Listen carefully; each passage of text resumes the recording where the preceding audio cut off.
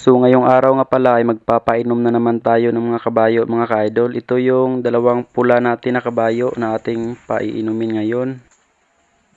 Lakas talaga uminom ng kabayo na ito mga ka-idol. Sa makikita niyo, sobrang lakas ng higop niya ng tubig. Paubos na rin yung tubig natin dito sa ating sapa mga ka-idol. At ito namang isang kabayo ang ating paiinumin mga ka-idol. Natapos na natin painumin yung dalawang kabayo mga ka-idol, kaya isusunod naman natin itong puti na kabayo mga ka-idol. Sobrang puti ng kabayo na ito.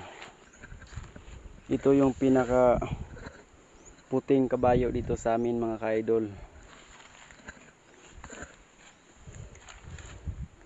Lalaki po itong kabayo na ito, kaso lang malaki yung kaniyang itlog mga ka-idol.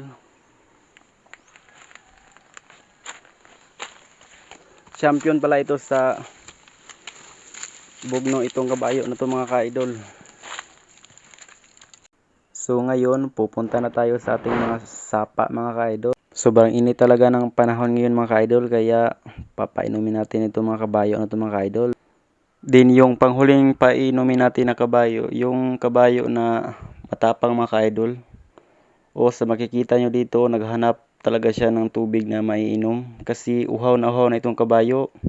Isang buwan na itong walang inom.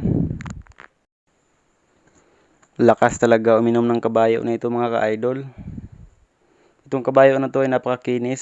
Sa puting-puti na, pati yung kaniyang mata, kulay puti rin. At medyo ang kaniyang puti ay na may kulay-kulay na rin kasi matagal na rin itong hindi naliligo. Medyo madungis na rin ang kulay ng kabayo na to mga ka-idol, kasi hindi man ako marunong magligo ng kabayo na ito. Ang amo nga walang ligo-ligo, kabayo pa kaya ang uunahin. Pero sa totoo lang mga ka-idol, napakahirap talagang mag-alaga ng mga kabayo na ito, kasi sobrang titigas ng ulo ng mga kabayo na ito mga ka-idol. Oh, grabe. Sa makikita nyo mga ka-idol, parang isang buwan itong kabayo na to ka-idol na hindi nakakainom ng tubig. Sobrang lakas uminom ng tubig, pero yung tiyan niya parang maniwang pa rin itong kabayo na to mga ka-idol. Sa makikita nyo sa kulay ng kabayo na ito mga ka-idol, parang kakaiba yung kulay niya at yung kanyang balahibo. Parang madungis tingnan.